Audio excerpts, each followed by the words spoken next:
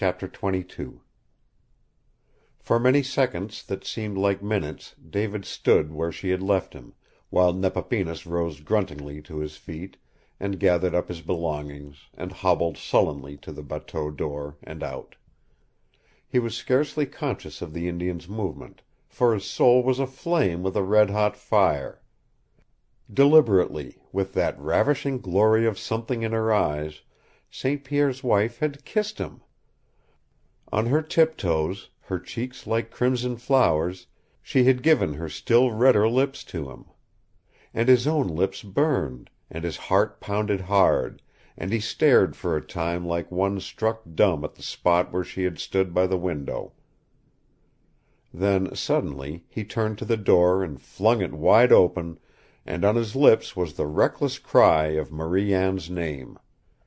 But St. Pierre's wife was gone, and Nepapinas was gone, and at the tail of the big sweep sat only Joe Clamart, guarding watchfully. The two canoes were drawing near, and in one of them were two men, and in the other three, and David knew that, like Joe Clamart, they were watchers set over him by St. Pierre. Then a fourth canoe left the far shore, and when it had reached midstream he recognized the figure in the stern as that of Andre, the Broken Man. The other, he thought, must be St. Pierre. He went back into the cabin and stood where Marie Anne had stood, at the window. Nepapinas had not taken away the basins of water, and the bandages were still there, and the pile of medicated cotton, and the suspiciously made-up bed. After all, he was losing something by not occupying the bed, and yet if St. Pierre or Bateese had messed him up badly, and a couple of fellows had lugged him in between them, it was probable that Marie Anne would not have kissed him. And that kiss of St. Pierre's wife would remain with him until the day he died. He was thinking of it, the swift, warm thrill of her velvety lips, red as strawberries and twice as sweet, when the door opened and St. Pierre came in. The sight of him, in this richest moment of his life, gave David no sense of humiliation or shame. Between him and St. Pierre rose swiftly what he had seen last night: Carmin Fanchet in all the lure of her disheveled beauty, crushed close in the arms of the man whose wife, only a moment before, had pressed her lips close to his. And as the eyes of the two met, there came over him a desire to tell the other what had happened, that he might see him writhe with the sting of the two-edged thing with which he was playing.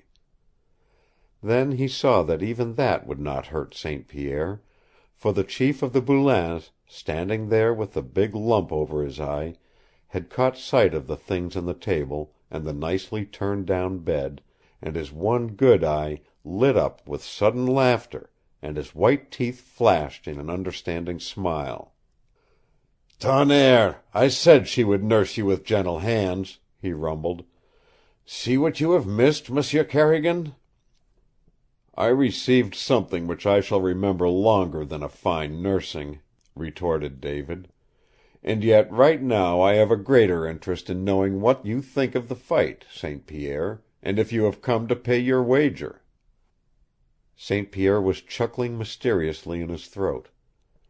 "It was splendid, splendid," he said, repeating Marie Anne's words. "And Joe Clamart says she ran out, blushing like a red rose in August, and that she said no word, but flew like a bird into the white birch ashore. She was dismayed because I beat you, St. Pierre." "No, no, she was like a lark filled with joy." Suddenly his eyes rested on the binoculars. David nodded. "Yes, she saw it all through the glasses."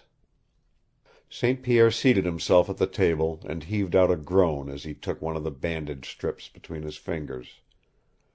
"She saw my disgrace. And she didn't wait to bandage me up, did she?" "Perhaps she thought Carmin Fanchet would do that, St. Pierre." "And I am ashamed to go to Carmin, with this great lump over my eye, monsieur.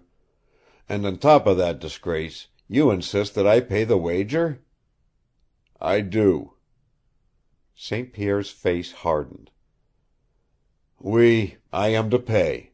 I am to tell you all I know about that bête noire, Black Roger Audemard. Is it not so?" "That is the wager." "But after I have told you, what then?